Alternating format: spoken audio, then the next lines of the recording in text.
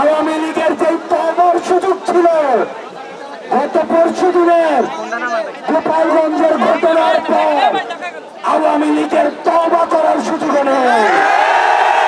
মনে রাখতে হবে, কিয়ামত হয়ে যাওয়ার পরে তওবার কোন কাজে লাগে। আপনি যেভাবে সুশীলতা দেখাতে পারেন, আমি আস্তাদ আব্দুল্লাহ আওয়ামী লীগের সাথে সুশীলতা দেখাবো। যারা এই হামলার পক্ষে কথা বলছেন, যারা খুনিদের পক্ষে কথা বলছেন, আওয়ামী লীগের ডেড লিস্টে কিন্তু তারা নাই। আওয়ামী লীগ বারবার বলে আমরা ফিরলে আমরা আপনাদেরকে নিয়ে পরবর্তী বাংলাদেশ গড়ব। আওয়ামী লীগের ডেড লিস্টে আমরা যারা আছি,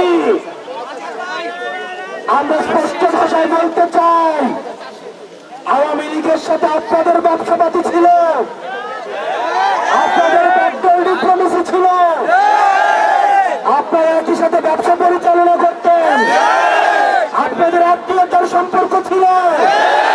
আওয়ামী লীগের মন্ত্রী আপনার মেয়ের জামাই, কারু মেয়ের জামাই, কারু শালা, কিন্তু আওয়ামী লীগের সাথে আওয়ামী লীগের পুনর্বাসন আমাদের মৃত্যু পরোয়ানা নিয়ে আসে।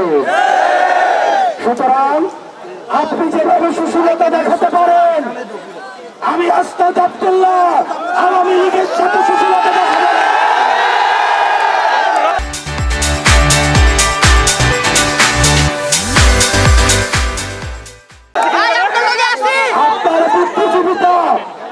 আপনার বুদ্ধিজীবিতা কোম্পানির কাছে বর্গা দেওয়া, আপনার বুদ্ধিজীবিতা বসুন্ধরার কাছে বর্গা দেওয়া, আমাদের জীবনের পরোয়ানা জনগণের কাছে বর্গা দেওয়া। সেজন্য যাদেরকে জনগণ উৎখাত করেছে, আপনাদের ভুলে গেলে চলবে না। কোন স্বাভাবিক প্রক্রিয়ায় আওয়ামী লীগের পতন হয়নি। তাকে আপনি গণতান্ত্রিক প্রক্রিয়ায় আবার তাকে পুনর্বাসন করবেন।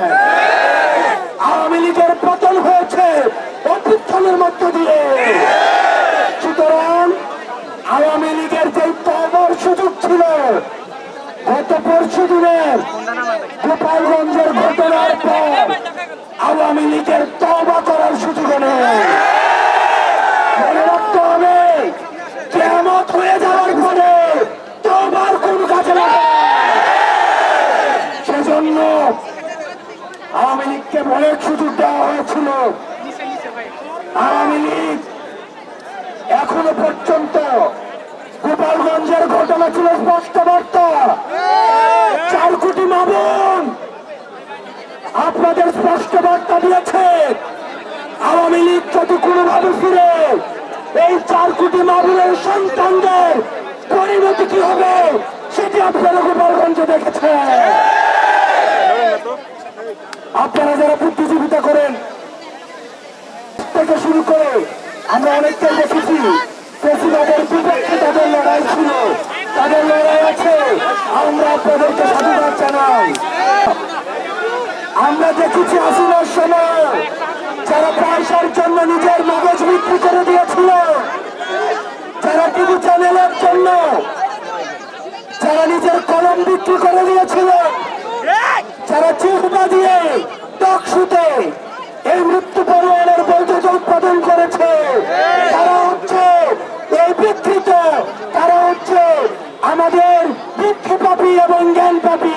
এই জ্ঞানপাপীদের দিয়ে পরবর্তী বাংলাদেশ বিনির্মাণ সম্ভব নয়। আমরা কি বাংলাদেশকে কাকে যারা দিয়েছি? ওই চাঁদাবাজার দখলদার বাংলা নয়, তারা বাপ্পাদার। ওই চাঁদাবাজার দখলদার